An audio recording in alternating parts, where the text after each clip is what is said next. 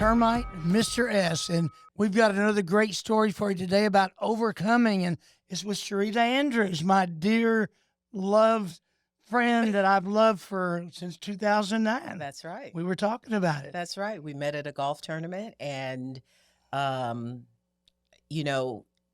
that point forward, we just connected and have done some great things together. And I'm glad that you invited me to this format, because this is really you, Termite. It really is.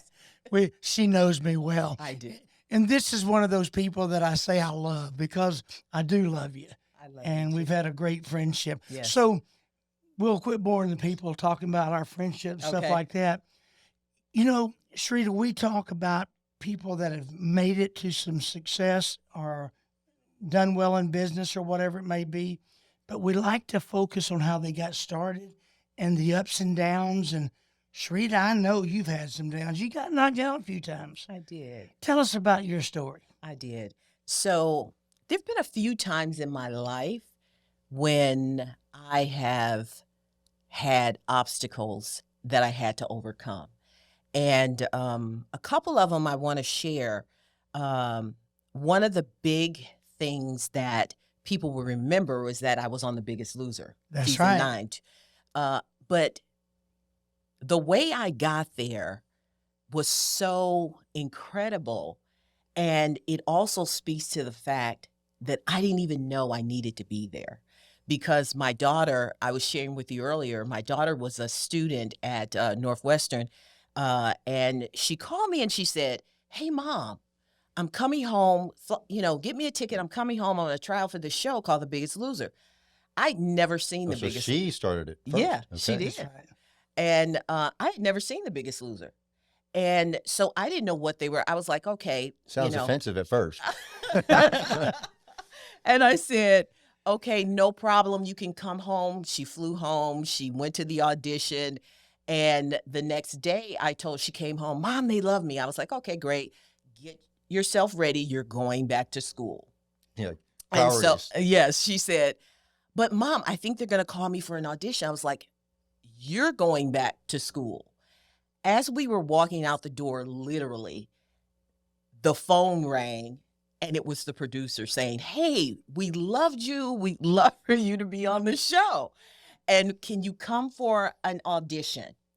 And so they gave her the address of the audition. It was a hotel. I was like, Hollywood hotel? No, ma'am. I'm going with you. The mom instinct kicked That's in. right. So I went with her to the audition, and I went upstairs to see if everything was, Legit. in line.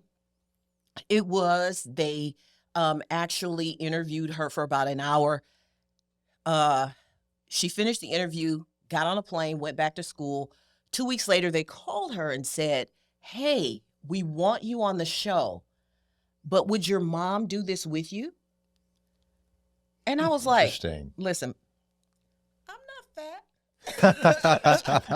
You're like, wait, why are you inviting me for this? So, and at the time, I was 277 pounds.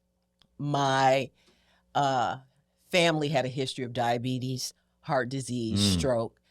But in my mind, I was not fat, and I didn't need that. Okay. But I told Victoria, I said, "I will go with you. I will do this with you for you. The only thing is," and by that time I had looked at the show, I was like, "Listen, I'm not an athlete. What I will do is I will go until I fall out. That's all I can promise you." Now a word from our sponsor, Texas Hydrostatics, sponsoring this episode.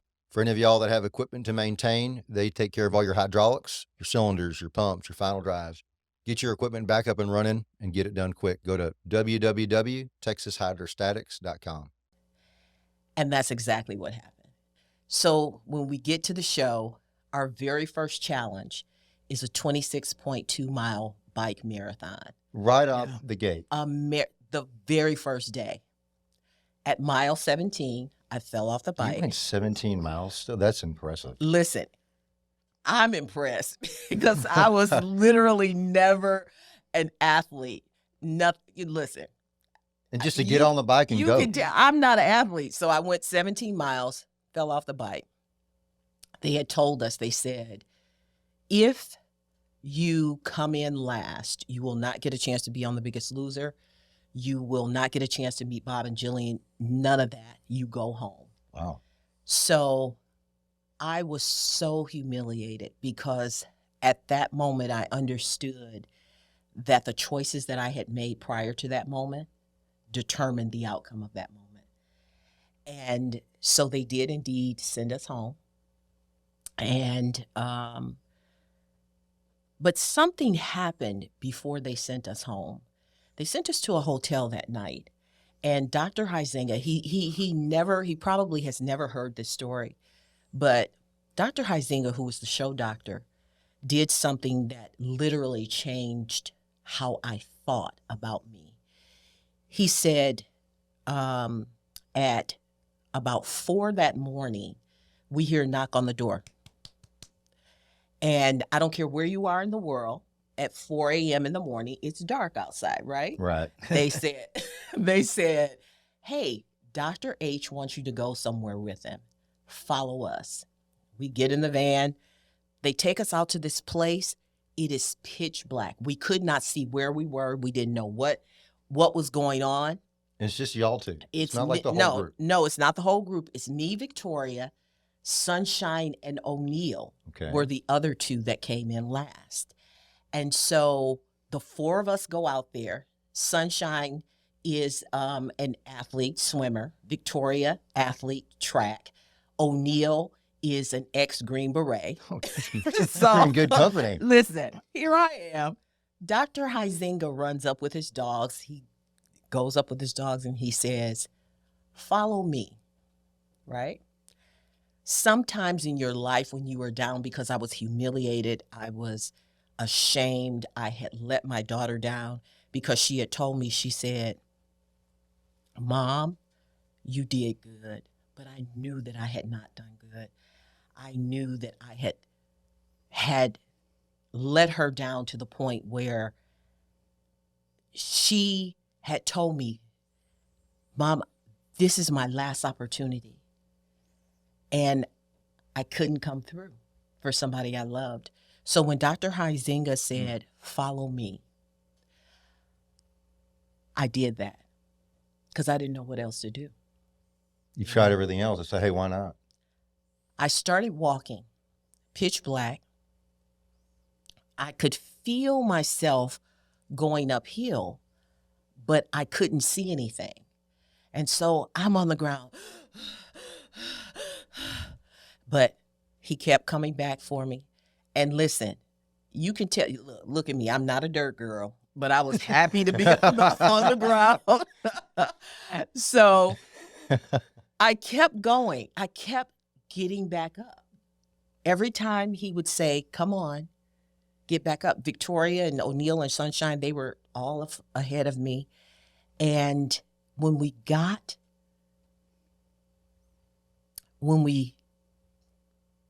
the sun came up, I had climbed the Hollywood mountain. You didn't even know it. That mountain with the big Hollywood sign on it, I was at the top of it, looking down at the sign. And I was like, oh my goodness. Oh, I couldn't believe it.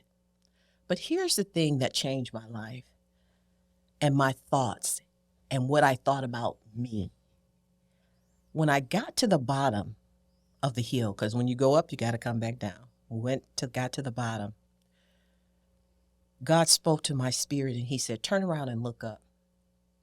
I turned around and looked up and he said, if I had told you where you were going, you would not have gone. He said, because you would have talked yourself out of it. It's powerful. And at that moment, it changed how I thought about me. And that's when I decided that, you know what? My body will do whatever my mind tells it to. Wow. And I went home, and long story short, I became the only contestant in the history of The Biggest Loser, even to this day, to go home 3 times because Victoria actually ended up going back to the show to go home and come back 3 times, never spend a night on the ranch. And when I went to the finale, I had done as well or better than all the other women on the show. That's talk about a get up and keep Yeah. trying story. Because, Persistence. you know, I made the decision at that point that I would never put myself in a position again where I wanted to help someone that I loved and I couldn't. Right. And so that was the beginning of Fit, Fabulous, and Free. And I was 50 years old when I did that. And I know. And I was like, ooh, again, I've never been an athlete, I didn't even want to. I got kicked off of the kickball team in 4th grade. You were just a girly girl. You were proud. You were a girly girl. You know, I was not only that, I was a brain girl, you know? Sure. And here's the thing. What I discovered is that, again, your body will do whatever your mind tells it to do. And you get mental fatigue way faster than you get physical fatigue. I think that applies to everything. Yeah. You know, even boxing, fighting, kind of our theme. Right. That mental before any fight is you're fighting yourself. Exactly. And the same thing with weight loss. I know Yes. that's a huge Yeah. issue with people. Yeah, it is. And so over the last 12 years, you know, I've talked with women, I've had classes, women have said, hey, help me with this, help me to do this, do what you did. I ended up losing 91 pounds. Wow. And I told them, I said, the very first thing we've got to start with is what you think about and what you believe about yourself. And so that's the foundation of what I do, when I do have classes or when I go out and talk to people. It's all about what you think. Your mind has the ability to transform. Your thoughts have the ability to transform your life. I agree. And how do you inspire people? Because I like to encourage and, try to help people. But some, like you said, their mind is stuck. And there's this one revelation that's you kind of get to see people to see that everything in their life today is because of not what they want, but it's what they're willing to accept. Yeah. And if you get to that point where I'm willing to accept this, I'm willing to accept, that's where it's got to be. And you got to get to the point where I'm not willing to accept anything less than whatever this is. Right. And that is a big mental game. And how do you help people? How do you get people to see that and open their eyes to that? So the very first thing that you have to do is help people to face the brutal facts. Get them to accept. They have to be honest with themselves. That's right. I told you the very first thing I said to Victoria when she said, Mom, the producers want you to be on the show is, I'm not fat. I had to accept that the choices I made put my body, my temple, in the place where it was, and that it was up to me to change that. 100% up to you. Up to me. The individual. Is it a denial or is it more of a, I don't know, some people, it makes them feel bad if they want more. So you kind of want to tell yourself, I don't really want more because then I can't feel bad if I don't get it. Yeah. Is a lot of that. So there's a lot of settling. Settling. Listen, I'm going to tell you, that's a great segue. A great That's segue planned. into another transformational moment for me. Sometimes we're ready to settle, right? So I told you that I went home, I did this all on my own, but I had a trainer. His name was Calvin Lawson. And I worked out 4 to 6 hours every day when I was on The Biggest Loser. Whoa. I did not let one thing that was not healthy pass my lips, right? But you can imagine doing something that intense, you're going to get tired, right? That's right. So I remember a day I went home from working out and I got in the house and I laid on the floor. And I just laid there and I said, I'm done. At that point, I had lost about 50 pounds, right? Wow, that's still, That's you kind of like, hey, I've done a lot. Why am I going to continue beating myself up? And so here's the thing. Even at 50 pounds, I looked great. Everybody would have said, oh, you did a great job. You know, look at you, you're 50, you know. I called my trainer the next morning. I didn't take a bath. I didn't do anything. I laid on the floor all night. And I called him that morning and I said, Calvin, I'm done. And he said, what do you mean? I said, I'm done. He said, where are your shoes? I said, Calvin, did you hear me? I'm not coming this morning. I'm not coming. He said, where are your shoes? I said, they're right here, but I'm not. He said, pick up your shoes. I said, did you hear me say I'm not coming? He You're said, not listening to me. he said, pick up your shoes, put them in your hands. I said, okay, they're in my hand. He said, okay, now walk to the door. I said, Calvin, I'm not coming. He said, walk to the door. I walked to the door. He kept saying, he said, now get in your car. I got in my car. He said, okay, if you come to me, I will help you. Wow. I walked into the gym and he literally helped me put on my shoes. He put them on, he tied them up, and he then told me, he said, you cannot give up. He said, because you are not just good, you're great. And at that moment, he did not let me settle for good because he saw something else in me. And sometimes you need somebody else to tell right. you that you're great. You can do Don't it. Yeah. don't Settle. Don't Don't settle. settle. That's what I do for women. I tell them, you don't have to settle for what looks like good. Because again, Second best. everybody else, when I went on that show, millions of people would have said, oh, she did great. She did, she lost 50 pounds. But he saw greatness where I was ready to settle for good.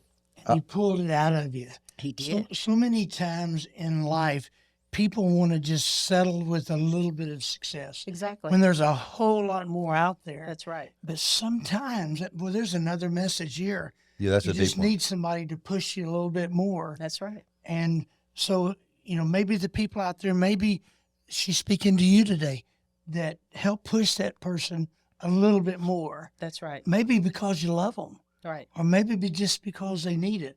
Push them a little bit more. Right. Don't settle. I like that a lot because it is, you will have people that say, you've come so far. And I think they mean well. Yeah. Because they're trying to be cognizant of your feelings. Like, hey, don't beat yourself up. You've done such a good Right. job. Right. And they're kind of talking you out of being your best. Right. Whereas then you have the flip side. Someone else say, hey, you can do better. You can do better. They probably got voices say, God, leave her alone. She's Yeah. done so good. And you kind of got these two competing ideas. Right. But this idea that you can always be better, not everybody, pushes So, toward. Cherita, you did all of that. Yeah. Okay. Now you got to maintain. Yeah. That's it. Okay. Doing it one time is one thing, Right. but doing it day in and day out when maybe your coach is not there. What did you do to keep going? So here's the thing. Here's the secret. People ask me, what's the secret to losing 100 pounds? The secret to losing 100 pounds, you eat well, you get That's moving, another person. you get right, you get fit. That's it. That's the secret. The other part of it, the daily part, is here. Again, we get back to that. What do you believe? And then grace and mercy, right? You cannot. If you fall off, you have a bad day. There you go. Everybody is going to have one of those days, and you cannot say because you have a bad day or a bad moment or a challenging moment, I'm going to quit. It's not that you fall. It's what you do when you get back up. Yeah. And you have to keep getting Because you're back. going to fall. And some Yeah. people don't get back up. Right. It's what you do when you get up. Yeah. You don't stay down. You Right. got to get up. Right. When you get up, Right. now you're in a position to go forward. There you go. As long as you're down, Yeah. you can't go, you're there. And if you tell yourself, oh, I've done so much damage, I can't get back up, then again, it's what you tell yourself that helps you to get back up. You got to speak life into yourself. That's And my speak- favorite phrase. Speak life. and speak life into Yeah. others. Yeah, What I heard here today is somebody else spoke life into you. they did. And you spoke life into yourself once you started That's right. believing in yourself. That's right. But somebody else spoke life. You know, there's probably a lot of parents out there that you could speak life into your kids. Right. You could speak life into your spouse. You Right. could speak life into your business partner. But first, a quick word from our sponsor, Coastal Ice and Water. When you need ice or you need water, call Coastal. We do that, Mr. S. We do it all the time. We We speak do. life into each other because, you know, he'll be down about something. Mhm. I'll speak life into him. And then he comes back and speaks life into me. Right. And that's the way we should do it because you never know who you're helping. Well, I think that also speaks to the people that you surround yourself with Yes. are going to be critical. There's so many people that have relationships in their life that are detrimental, Yeah. and you really cannot rise above some of those things. So it's very important who you surround yourself with. And you know what? That is another part. And I'm not going to tell the whole story, but one of the things when I was 38 years old, before any of this Well, happened. you're just 39 now. Oh, yeah. So a just year last ago. just Yeah, last year, last- or last- not too long ago. Okay. I was diagnosed with breast cancer. Nobody in my family had ever been diagnosed with cancer at all, Mhm. right? So we go home, and the way I found out I had breast cancer, I had a wonderful doctor, but she had no bedside manner. I go into surgery, come out, she's standing by my bed, and she says, "Miss Andrews, nobody else is there. Miss Andrews, we're dealing with breast cancer." And she walks away. I was like, Drop a bomb and leave. Wow. immediately I heard in my spirit, "Don't worry, my promises are true." Wow. I knew from that moment on that I would be healed. But here's the thing about words of life.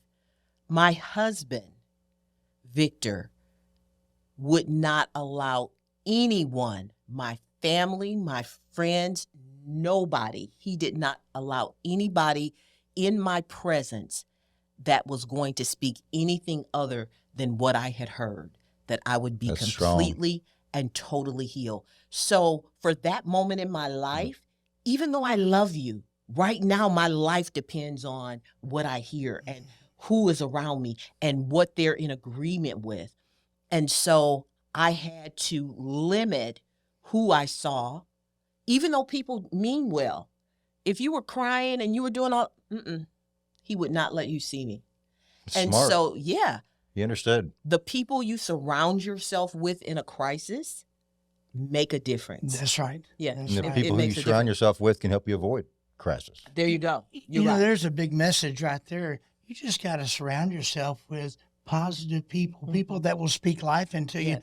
If there's somebody speaking negative stuff into your life, get rid of them. You got to be on That's the the same way I feel. page. Get It's rid like of having them. a business We don't partner. need them. Yeah. You can't have two people with a business partner, and one wants this, the other one don't. You're not gonna drag them along. Yeah. It's just not gonna happen. You got to have agreement.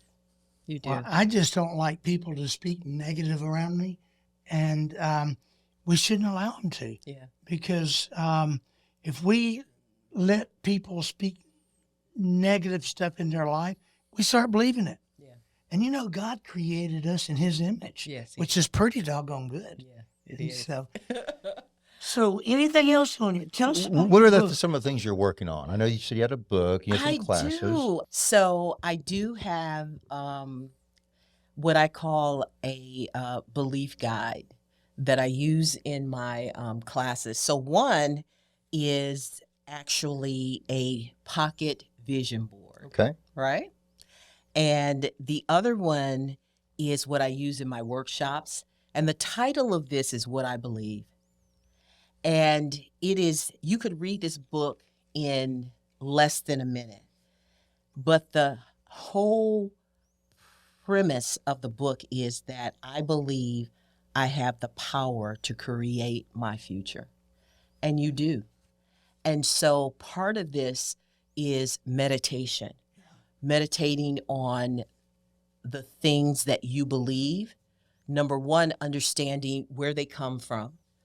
Like I said, you have to face the brutal facts that maybe some things that you've believed, even if it was a person who meant well, maybe even your parents have said something that you took as truth and you've lived your life on that.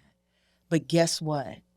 The real truth is what makes the difference. Like you said, what God says about us. We were created to be phenomenal. I believe it. And we've got everything on the inside We're all of created us. for a purpose. Yes. And so what I do in my workshops is we go through these, we go through the book. Like I said, you could read it in a minute. But if you're really going to transform your life, this is something that Like a could daily. could take you a lifetime. Yeah, so the people that don't have video, there are 3 little pamphlets or 2 little pamphlets. Like she said, you could read right through them. Yeah, But they've got powerful words just to meditate on and change. absolutely. Absolutely. So, Cherita, if people wanted to get in touch with you to be part of one of your clinics or one of your boot camps or or if they wanted to get your book or they wanted to get you to speak, I'm telling you, she's an incredible speaker. And so, Thank you, Termite. You just love me. That's all. He just loves beautiful women. We know. I do love her. But how can people get in touch with you? They can go to my website, fitfabulousfree.com. I want to stop you right there. How did you come up with that? As I was working out on The Biggest Loser, I told you I worked out with Calvin Lawson, and I was in the gym, and I was crying so hard this day. There were days when I was crying, right? And so I just blurted out, I just want to be fit, fabulous, and free. And I was like, oh, that's a great name. That's a good After I name. calmed down, I was like, this is great. Yeah. Well, I got to tell you, you are fit, Thank you are you. fabulous, and you are free. Thank you. Thank you And very you're much. incredible. What an incredible story. Thank you. I think it'd be very inspirational. Thank you. Thank you all for having me. And I tell you what, I was so impressed with this format because there's so many regular people like us who have challenges in life that need to know that even when you get knocked down, it's an opportunity for you to get back up. And it doesn't matter how often it happens. Just And it will keep happen often. just keep getting back. You know, here's an analogy that people probably can see in their minds. Think about this. Our heart beats regularly. And when you look at if you look at a heart monitor, it's going to be up and down and up and down. And if that heart monitor, if your heart stops, it does what? It Flatlines. flatlines. So if you have a flat line, that means what? You're dead That's right. or dying. But that up and down, It's okay. up and down means that you're living, you're alive, you have an opportunity to go forward. So, It's a great visual. yeah. I love it. Yeah. And it is true. Getting back up is not easy. No. The amount of times you've expressed that, that's more than I would have probably pushed through, laying on the floor. Well, you know, one thing in life promises, you will get knocked down. You will. And you will get knocked down over and over and over. Yeah. You just got to keep on getting up. Mr. S, you've gotten up after We being all knocked have our down. I've seen stories. it. Yeah, so we all get knocked down, myself included. We all have different struggles, Right. but there's times where you kind of, like you said, you have to talk yourself into why you're getting back up. So I'm glad you shared what was behind that, Mm-hmm. because if you don't have a good reason why, you're not going to do it. Right. You're not That's going right. to do it. If it's just going to be to impress or something shallow, it won't happen. It's Right. got to be a deep belief. Right. And I think that's why your books are so important. Right. It gets in your mind. Why are you doing this? what I believe. Because that'll pull you through. It will. So, will. Cherita, if you had one thing that you wanted to leave with the audience and leave with everybody out there watching, what would you want to leave with them?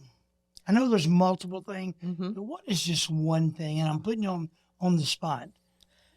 Your current situation does not determine what your future looks like. If you fall down, get back. There it is. I don't think we need to add to that.